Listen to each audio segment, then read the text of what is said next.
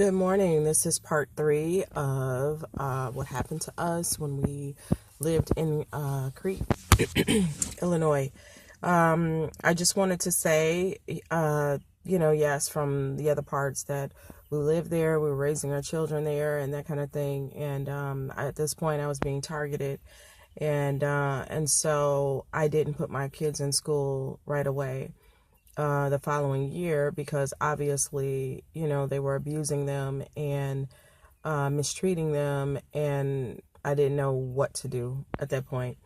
And so it was very difficult to decide on what was going to happen and what was going to take place concerning them because I just honestly did not know, and I felt like a prisoner in my own house because I had definitely called DCFS when my daughter was hit, and they did absolutely nothing and said that they couldn't come because she wasn't bruised. So that was very difficult to just make a decision on what was going to take place concerning them, and I couldn't receive any help.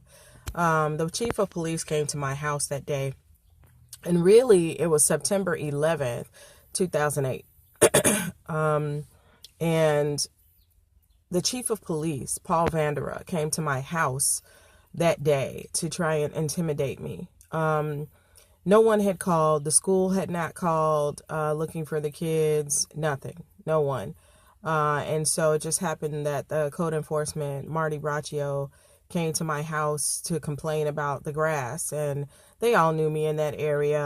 Like I said, I had been the vice president for the PTO. And, my son was in band. And so in concerts and all that stuff, the town is very, very small. So, of course, everybody knows your name and has heard of you, even if you're a problem to them, if you're deemed a problem by speaking out and things like that. So, and I've spoken with him before about the swimming pool that we had in the back.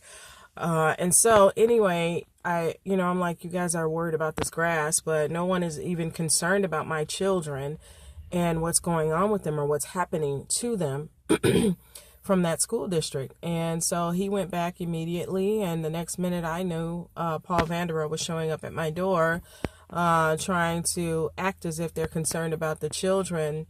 But how can you be concerned about my kids when my daughter and I and my ex-husband filled out a police report about her being abused and no one did anything, and they lied to us?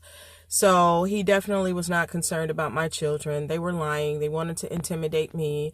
And no, I would not allow him to see my children. I told him that I was going to call the news media and that I was going to notify people of what they were doing to my children. And he then turned it around on me and called DCFS. He said he was going to call DCFS, and I said, when you call them, I'm going to let them know exactly what's going on with my children.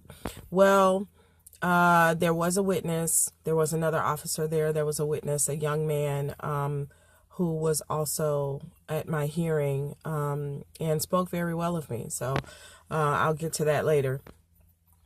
Anywho, they called DCFS. He called DCFS, and the DCFS investigator came to my home, and she actually, talked to the police department, and the police department literally told her, can you put her in a mental institution and put her kids in the system? Did you hear what I said?